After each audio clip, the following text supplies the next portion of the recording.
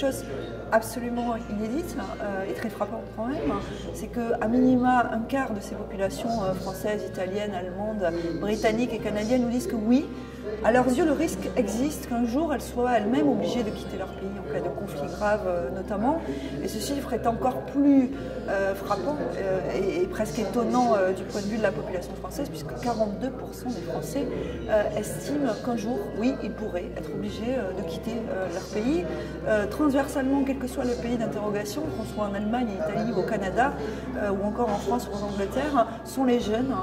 qui témoignent de cette préoccupation très forte d'être un jour en situation de quitter leur pays. On irait plutôt vers un pays proche du sien, et c'est ce qui se passe aujourd'hui dans la crise des réfugiés. Rappelons quand même que les réfugiés quittent d'abord leur pays pour aller vers des pays voisins avant d'arriver jusqu'en Europe. Le critère géographique, le critère de la langue, on choisirait un pays dans lequel on parle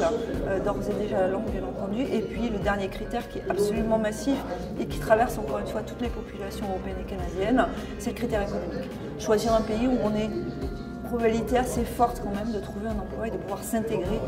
économiquement et bien sûr ensuite socialement dans l'un de ces pays. Mais la route des réfugiés aujourd'hui telle qu'elle est vécue par les populations européennes et canadiennes est une route aride, dure, qui nécessite de s'y préparer, de prendre avec soi tout ce qu'il faut pour faire la route dans des conditions encore une fois très très difficiles. Quel est l'état de l'opinion, Pierre?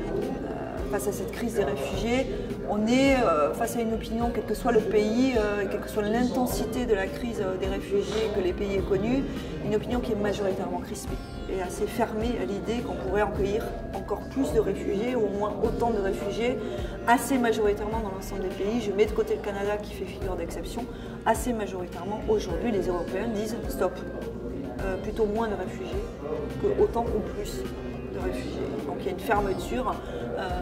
manifeste dans l'ensemble des populations européennes à l'issue de cette première crise migratoire qu'on a connue, même si quand ils se placent eux-mêmes dans la tête des réfugiés, ils en comprennent la difficulté.